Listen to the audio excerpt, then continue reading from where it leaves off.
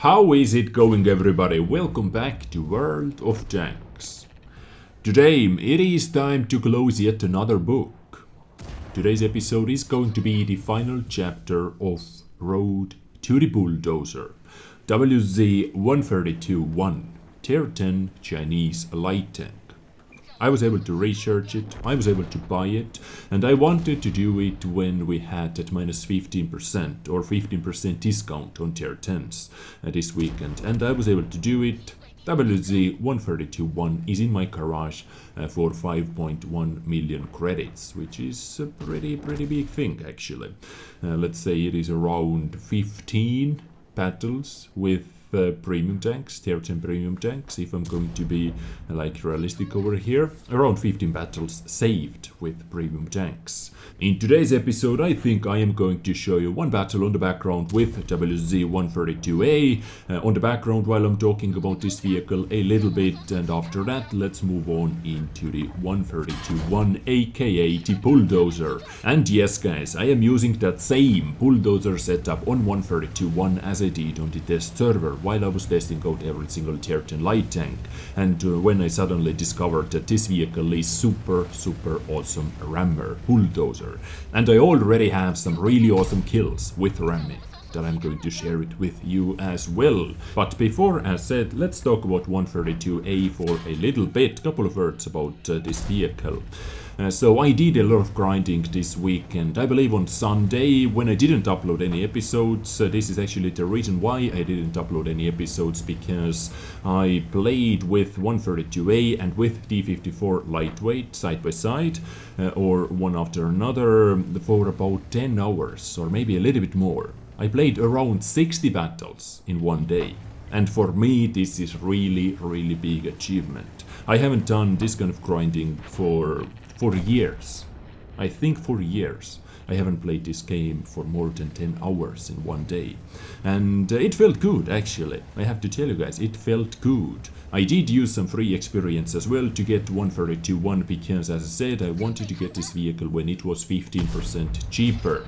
But I really did enjoy the grind with WZ-132A. This vehicle was for me because it is that kind of a damage light tank among all the rest of the tier 9 light tanks, because DPM is not the worst, it is actually second best after D49 I believe, and damage is also the best, or damage is actually the best if I'm not going to count in D49's turb cannon that has 910 alpha damage if you're able to penetrate every single shot, but 320 alpha damage for a tier 9 light tank, this is the highest compared to the rest of us, or compared to the rest of them, and penetration is also the best, 220 millimeters of penetration. So while cruising around with 132A, I was able to do some spotting and some damage at the same time, and this is what I loved about this vehicle. Gun handling was not the greatest, aiming time 2.21 seconds, only AMX 3090 has worse aiming time 2.59 seconds, and of course T49 with turb cannon has 3.45 seconds, but T49 with turb gun is kind of a troll vehicle anyway. You get more consistent damage out from the, what was the gun, 90mm? Yes, 90mm gun. But aiming time, yeah, not the best, and gun depression as well. Gun handling, I believe this goes under gun handling, only -5 degrees of gun depression. So this is something you cannot brag with, and accuracy is also the worst, together with the D54 lightweight, only 0.4 accuracy. But mobility, I actually liked it, 64 moving forwards, 23 moving backwards. Not the best, but 64 is always good enough for me. Power to weight ratio, one of the worst once again compared to the tier 9 light tanks, 32 horsepower per ton, but this is a light tank. Every single light tank moves around really fast anyway on the battlefield, and view range 390 meters, not the best but not the worst at the same time. This vehicle for me personally, for my playstyle, was that combined damage vehicle, because I had many battles where I was able to deal as much damage as I was able to get from the assistants through spotting enemy vehicles or tracking enemy vehicles and so on. all in all, I really enjoyed 132A, and I think this might be one of the best tier 9 light tanks, although we have so many good tier 9 light tanks. I really enjoy playing with 1390 and D54 lightweight as well. D54 lightweight is more of a like cruiser of a light tank, if I can say so. But now I believe it is time to jump into the WZ-132-1 tier 10 Chinese light tank. I finally have my own bulldozer. Once again, I do not actually remember when I started my road to or grind to the bulldozer series, but it is done, final chapter, and we can close yet another book, and we can, or I'm open for new challenges. I think for my next vehicle maybe I tried to get D100 LT, because after that I am missing only 2 tier 10 light tanks. I have D49, I am missing Sheridan and Panzerwagen. But WZ-132-1, and as you can see already from my loadout, from my crew skills, this is that same old Bulldozer WZ-132-1 that you guys saw on the test server. I am using light spall liner. This is something you do not see on any other light tank, or at least I haven't seen on any other light tank, or I haven't seen this setup anywhere else. Light spall liner, plus 20% to armor protection from ramming and explosions. Ramming part over here is the main thing I'm using, why I am using this equipment unit. Plus 20% protection to my crew members from injuries, and minus 10% to stun duration. So overall, this light spall liner is actually not too bad.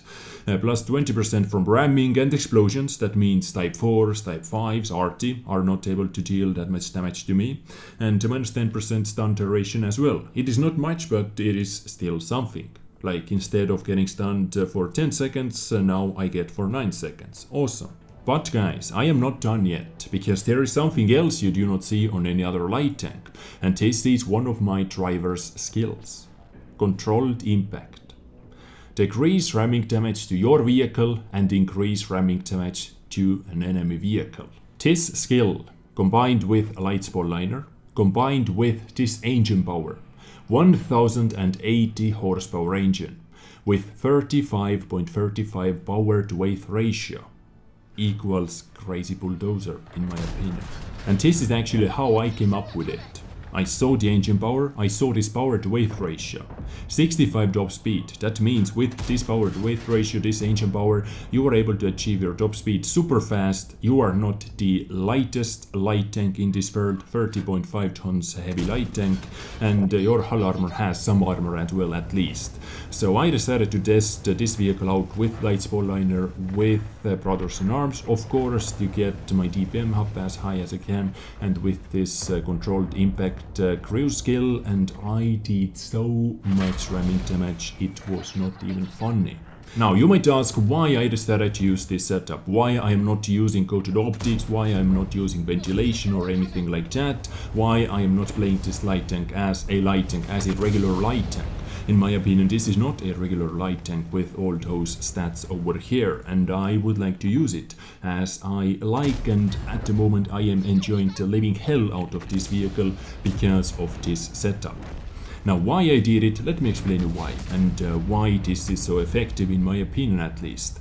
Now WZ-132-1 doesn't have the best DPM among all the rest of the light tanks, or let's not even compare this DPM to tier 10 medium tanks, but with this setup I am actually able to get my DPM so much higher. Now let's say I can see AMX 13105, I can see D100 LT, Object 140, D62A, any other, let's say STV1, any other tier 10 vehicle, medium tank or a light tank. I can see those guys at 1000 HP.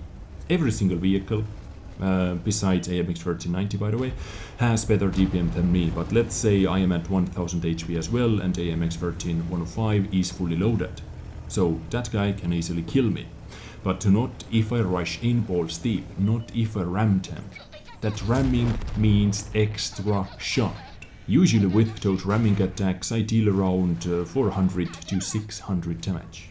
Well, I believe you need an example. Let me show you one ramming kill that I had with this vehicle. One ramming kill out of I do not even know how many. ramming kills after around 26 battles or 25 battles that I have played with 132-1. I'm going to show you what I mean by all that. Let's go. So here we go, ladies and gents. I can see AMX 13105, target acquired. Let's move in. Epic sound effects, by the way. So this is exactly the case I was talking about, and by the way, this is that cliffhanger intro that you saw at the start of the episode. So AMX 13105, let's say with full clip and 1005 HP. I have only 400 or 390 alpha damage, and this is exactly what I was talking about, this tank being a bloody bulldozer. Did you see how I was pushing the tank forward like a freaking bulldozer and dealing damage? Okay, let's rewind over here and actually let's slow down and let's get this under a little bit better angle. So this is some live editing for you. So here I am coming, epic target acquired, 1007 HP, AMX 13105. I am still coming in, out time, boom, 402 damage done. Let's hit him, first impact, 380 damage done, and then I simply pushed this guy to death. I bulldozed that AMX 13105 to death. Hooray! My DPM, or my alpha damage, with this setup versus AMX 13105, 1007 damage. What about that? So I did over 600 damage with ramming and I received 66. Guys, I received 66 damage with that ramming action. And I did 605. AMX 13105 deleted. Let's move on. By now I believe you all understand that I love this setup, that I love this vehicle, and I simply cannot stop playing with it. But what else I am using is fairly standard actually. I am using medium caliber tank on rammer and I am using vertical stabs as well. And you can also see that I am not using any view range boosting equipment like coated optics or binoculars.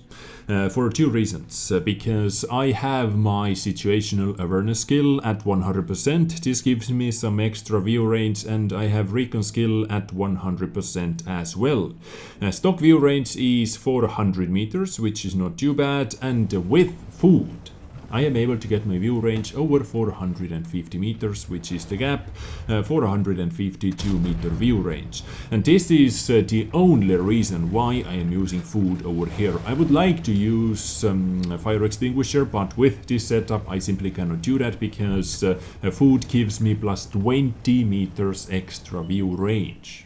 This is boosting my view range a lot. Same goes to the Brothers in Arms as well. So this setup has to be perfect with Brothers in Arms, with food, if you would like to use a light spall liner and if you would still like to get your view range over 452 meters. And of course those view range skills as well. But now I believe let's play one live battle as well with WZ-132-1 and let's see how this goes. Now there is one thing you have to keep in mind about this setup. It is super situational. Never force it. Never force ramming action. If you see good opportunity, if you see lone enemy vehicles, some medium tanks and every single light tank pretty much, take this opportunity. But do not force it because you are going to damage your vehicle and you are going to receive a couple of shots. And if there are more than just a few enemy vehicles around you or around that target, you are going to be dead. So wait for your opportunities. Do not rush it. Do not force it. It is situational. But what is not situational in World of Tanks? Everything is situational. Every single battle is different, the players are different, matchmaking is different, maps are different, so everything is situational. There are going to be a lot of battles where you do not have any ramming opportunities, where you are not able to ram anything. Maybe this battle is going to be it. But in my opinion, 132-1's tank specs overall are good enough that I can use this setup. That I can use light spall liner and I do not have to use coated optics or ventilation. For me, it is a little bit more aggressive light tank, so this is how I am going to do it. But guys, once again, never force it. Stay calm, wait for your opportunity, and if you see it, take it, and you are going to be one happy panda. I guarantee it. But now let's continue watching this live battle. Maybe that, well, I'm pretty sure that the mouse wasn't able to spot me from that kind of range, even after firing. So I guess light tank still has to be over there. Yep, indeed, exactly, this is where this guy is. And, well, enemy team is going to win this side of the map 100%. There is no question about that. One more blind shot into that bush. I didn't get spotted, so that means most likely I wasn't able to deal any damage. If enemy team is going to win that side of the map, we quickly have to clear the other side, because they have Type 4, Emil 2, Mouse, Ferdinand. They have almost their best tanks over there on the other side. So, wow, that was some nice airtime. That was really nice airtime.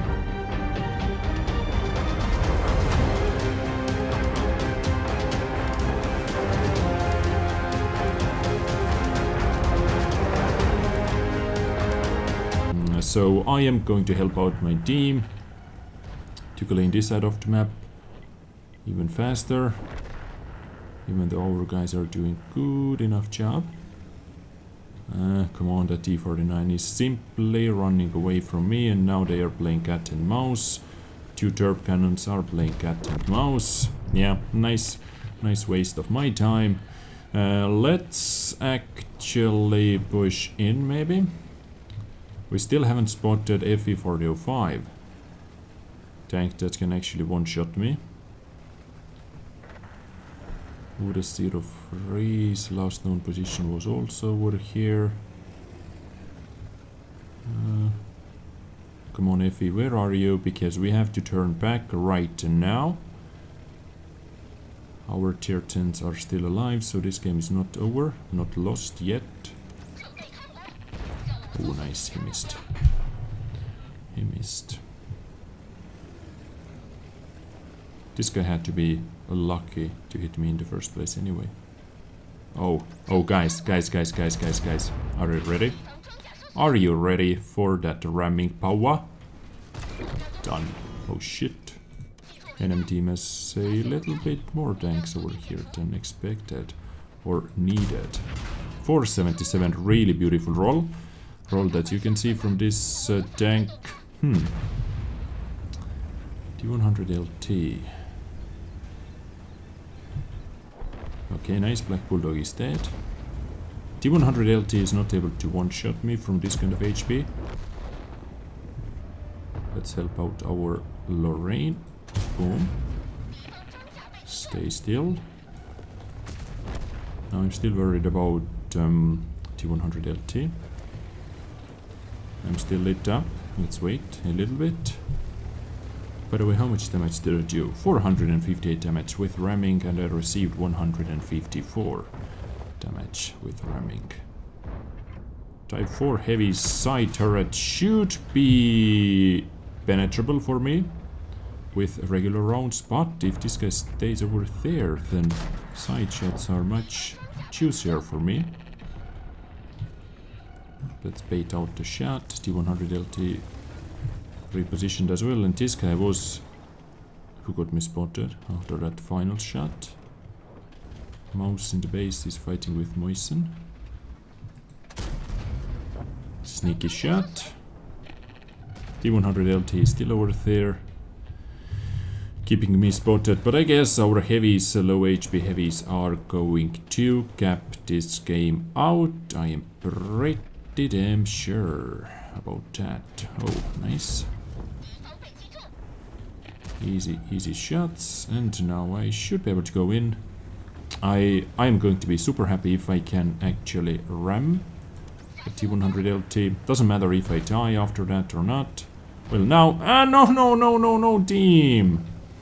God damn it. Or actually, maybe I should ram mouse. Maybe I should ram mouse to see how much damage it do. T100 is going to be over here. Boom. Now this guy has better TPM, better reload time. But I wasn't able to take the ram kill, but easy 5000 damage combined. 5000 combined damage is always nice. Yeah, I did some spotting early on, but that enemy Black Bulldog actually countered my position. Good play by the enemy Black Bulldog, because usually from that position I'm able to get a lot of assistance. Usually I start off the game, if I am over there, without having to worry about enemy light tanks. I start off the game with 3000, 4000 damage to my assistants, so yeah. But ladies and gents, I believe that is it. This is going to be my episode for you today. It is time to close the book called Road to the Bulldozer WZ-132-1. In today's episode you saw 132A and you saw my bulldozer as well, my bulldozer setup on 132-1. And keep in mind, this vehicle with this setup is just my personal preference. This is how I am going to play with 132-1, because for me it is epic and it is epic amount of fun. And I would like to have fun in this game, don't you? So yeah, keep in mind it is situational, do not force ramming actions. If you see one, take one, and you are going to be one happy panda. I guarantee you that. I hope you enjoyed today's episode. Stay awesome, take care, and bye.